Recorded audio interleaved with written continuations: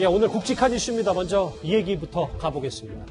문재인 정부의 초대 환경부 장관인 김은경 전 장관이 이른바 환경부 블랙리스트 사건으로 징역 2년 6개월 실형 선고를 받고 오늘 법정 구속이 됐습니다.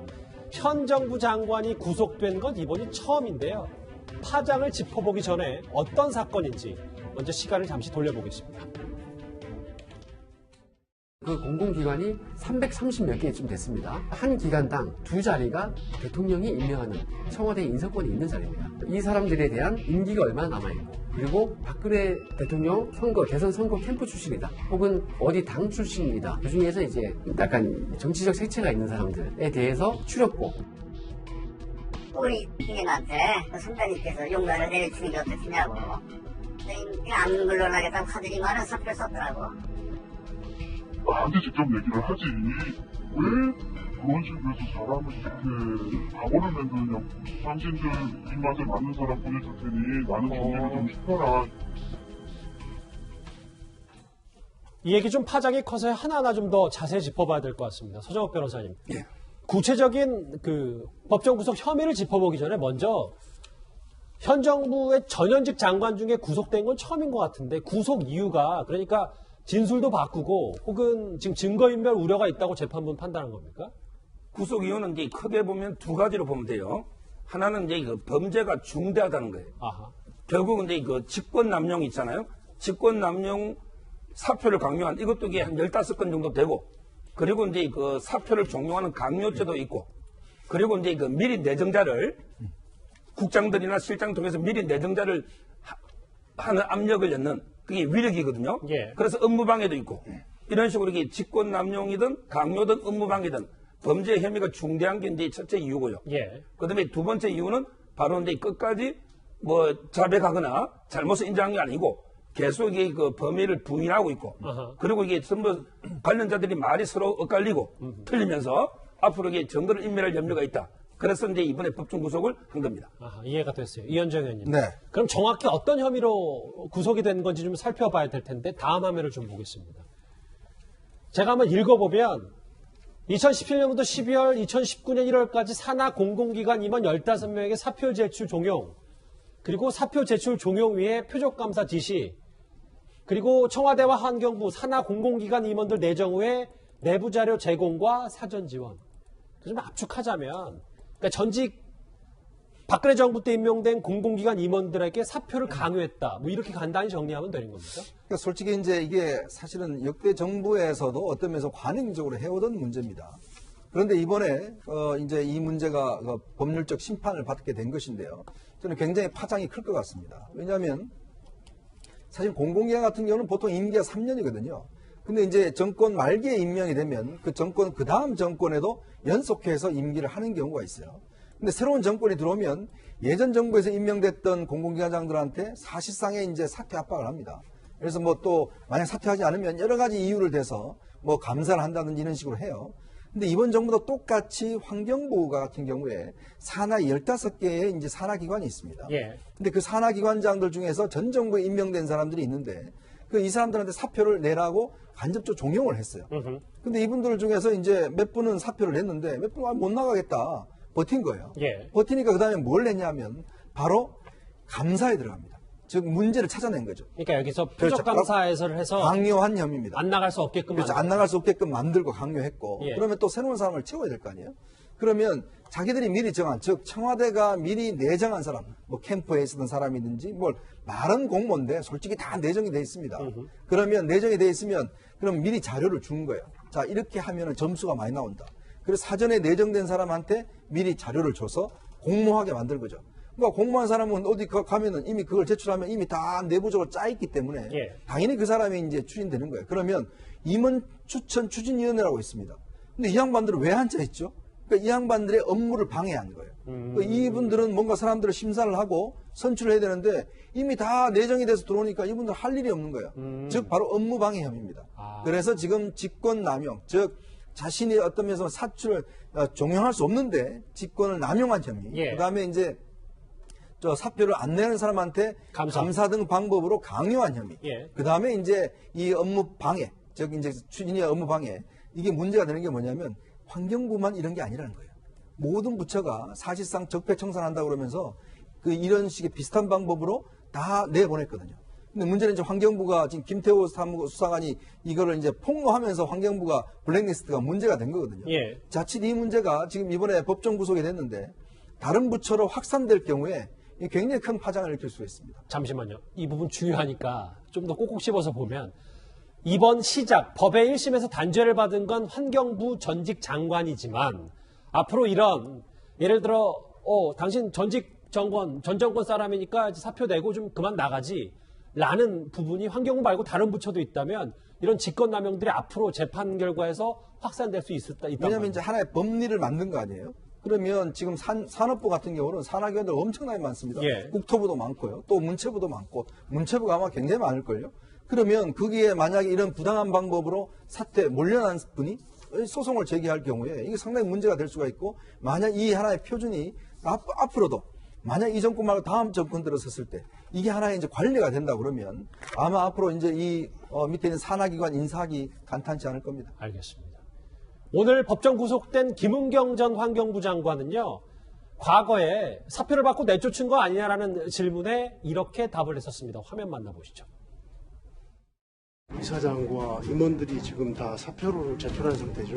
당사자들이 사표를 낸 겁니까? 우리 장관님께서 사표를 내라고 한 겁니까? 아니요. 그게 각 개인별로 다 임기가 다릅니다. 그래서 어떤 분은 임기가 만료된 사람도 있고 어떤 분은 임기가 전에 낸 사람도 있고. 이사장은 어떻게 된 거예요?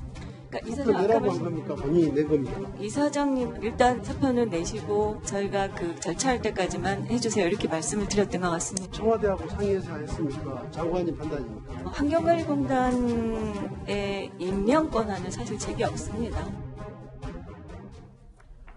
당시에는 이번 1심 법원의 판단에 대해과는 조금 다른 진술을 김은경 전 장관이 당시에는 했었거든요. 그렇죠. 그러니까 사실은 이게 관행적으로 이루어진 부분이 있다고 이현정 의원도 얘기했지만 이게 역대 정권들도 계속 있어왔던 어떤 관행이에요. 근데 이게 이제 사법적 판단을 받는 부분에서 이건 분명히 잘못된 부분이죠. 전 정권에서 임명됐더라도 임기가 보장된 공무원에 대해서 나가라. 아니면 나가는 것을 압박하기 위해서 어떤 조치를 취한 것 자체가 업무 방해 혐의가 된다고 보는 거죠, 사실. 예. 그러니까 심사를 하고 있는 공정한 심사를 하는 임원추천위원회의 공정한 심사의 업무를 방해한 게 분명한 거죠. 앞으로 물론 파장은 계속 커질 겁니다. 이렇게 되면 이제 만약에 현 정부든 다음 정부든 임기 말에 누군가를 임명하면 그 사람이 3년 동안 계속 해야 되는 거예요. 네. 그리고 이제 그걸 어떤 형태는 쫓아내려는 시도를 하는 경우 모두 다 이제 불법이 되는 거니까 그런 여러 가지 이제 앞으로의 파장도 있겠지만 그럼에도 불구하고 당시에 얘기했던 부분하고 법적 판단은 법적으로 보면 사실 그게 맞는 얘기라고 저는 봐요. 지금의 이 얘기가. 그래서 이번 판단을 이제 계기로 해서 앞으로 이제 그 산하 기관들의 기관장이라든지 감사라든지 이런 자리를 임명할 때 있어서는 상당히 신중을 기해야 된다고 보여지고요. 정권에 어떤 이익을 줬다는 이유뿐만 아니라 공정하게 그 일을 행할 수 있는 사람, 이런 사람들을 뽑는 그런 상황이 필요하지 않겠나 하는 생각이 듭니다. 여기 잠깐 보면 1심 재판부는 이 청와대 비서관과 김은경 전 장관 두 사람은 내정자를 자리에 임명하도록 하기 위해서 면접심사에서 최종심사에 들도록 함으로써 인사추천이 아까 이현정 의원이 말씀하셨던 것처럼 실국장들의 공정한 심사 업무를 방해했다. 이렇게 얘기하고 있습니다. 알겠습니다. 그런데 하나 짚어볼게요. 아직까지는 1심이긴 합니다만 일단 재판부가 전 정권 인사 찍어내기를 사실상 인정한 셈이잖아요. 그런데 당시 청와대 인사들은 이런 언급을 했습니다. 저희가 화면을 모아봤습니다. 단언컨대 문재인 정부의 민정수석실은 이전 정부와 다르게 민간인을 사찰하거나 블랙리스트를 만들지 않았습니다. 애초부터 정치적 반대자에 대한 사찰은 엄격히 금지해왔습니다. 특별감찰반 소속 행정요원이 관할 범위 밖에 미확인 첩보를 수집해온 경우 폐기하거나 법에 따라 관련 부처에 전달하였습니다. 문재인 정부의 유전자에는 애초에 민간인 사찰이 존재하지 않습니다. 민간인 사찰이라고 하면 청와대 등 권력기관의 지시에 따라 정치적 의도를 가지고 정치적으로 이용하기 위해 특정 민간인을 목표로 이루어지는 것입니다. 이준석 의원님, 조국 전 장관 당시 민정수석도 그렇고 블랙리스트 만든 적 없다라고 당시에는 말을 했었는데 1심 재판부는 청와대도 이거를 암묵적인 승인하에 이걸 다 내정했으니까 청와대와 이 블랙리스트를 다 협의한 거 아니냐 이렇게 좀 보고 있는 것 같거든요. 실질적으로 청와대가 참여한 정황이 이제 판결문에 있기 때문에 조국 전 장관은 어쨌든 민정수석이었기 때문에 이런 사정이나 민정의 업무를 총괄했었는데 본인이 모르고 있다 그러면은 저건 또 다른 의혹입니다. 도대체 누가 했다는 겁니까? 뭐 문재인 정부의 사직통팀 같은 조직을 따로 운영했다는 얘기입니까? 여기에 대해서도 분명히 진실을 얘기할 필요가 있고요. 결국 문재인 정부가 블랙리스트와 화이트리스트를 동시에 운영해가지고 인사농단을 했다는 것이 이번 1심 판결문으로 드러난 겁니다. 그렇기 때문에 저는 이 사안도 지금 무수히 많은 거짓말이 있었습니다. 지금 자료화면으로 나오고 있지만은 저 자료화면 속에 나온 이제 김태우 수사관이 폭로했던 문건을 보면요. 저 안에 명시적으로 반발이라는 단어가 있습니다. 그때 그 반발이라는 단어를 근거로 실제로 강요와 압박이 있었다는 것을 야당 측에 주장했었는데 그 반발이라는 것이 그냥 동향 파악 문건에 있었다라고 그냥 여당은 그렇게 방어했었거든요. 그런데 상식선에서 공격을 해야 방어를 하는 것이고 때려야지 반발을 하는 것이고 강요를 했기 때문에 반발이 있는 겁니다. 동향 파악을 했을 때 반발이 있을 수는 없는 것이거든요. 그렇기 때문에 지금까지 이런 것에 대해서 거짓 해명으로 일관해온 인사들 같은 경우에는 도덕성의 치명타가 될 것이고 아까 말했던 것처럼 조국 전 민정수석도 모르는 조직이라면은 누가 도대체 이런 사찰에 해당하는 이런 블랙리스트를 작성한 것인지에 대해 가지고 분명히 청와대가 해명해야 됩니다. 청와대가 해명해야 된다. 서정호 변호사님 중간 정리를 좀 해볼게요. 어쨌든 문재인 정부의 전현직 장관을 통틀어서 처음으로 법정 구속이 된 거거든요. 김은경 전 장관이 직권남용으로. 이렇게 되면 전직 장관급 인사에서 이 파장이 끝나는 게 아니라 어디까지 미칠지 저희가 그것도 좀 예단해봐야 되는 건 아닌지 모르겠어요. 두 가지 측면에서요. 일단 이제 이거 횡적하고 종적으로 나눠보면요. 횡적으로는 이제 지금은 환경부만 터 있지만 조금 전에 그 이현종 위원님 말씀처럼 그 당시에 김태우 수사관이 폭로한 게 한 330여 개 공공기관이 됩니다. 예. 산하기관이 전부 이게 선례가 되면 여러 이게 부처로 확대될 수 있는 여기에 첫째 하나 횡적인 측면이고 그리고 이제 종적으로 보면 저는 청와대 민정실은 반드시 이게 문제된다 봅니다. 저도 이제 공기업에 제가 이사를 2번이나 해봤지만 예. 항상 이 청와대 민정실의 그 인사 검증을 거치게 되거든요. 결국 이제 청와대 민정실의 검증 없이 마음대로 이게 사표 받거나 내려보내거나 이게 불가능하다는 거죠. 공공기관 임원들이요? 예. 모든 게 청와대 민정실의 검증을 다 이게 받게 됩니다. 자료 제출해서. 따라서 저는 청와대까지 이게 불통이 드는 거는 뭐 불가피하고요.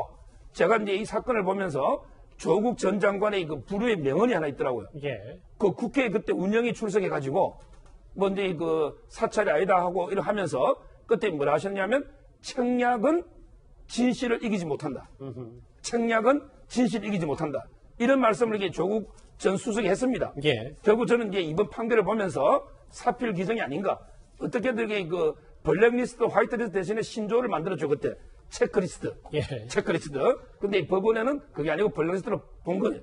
따라서 저는 청약은 진실을 못 이긴다. 사표 기정이 판결이다. 이렇게 보는 거예요. 이 파장이 당시 초대 민정수석이었던 조국 전 장관에까지 간다 이런 말씀이십니까? 불가피하죠.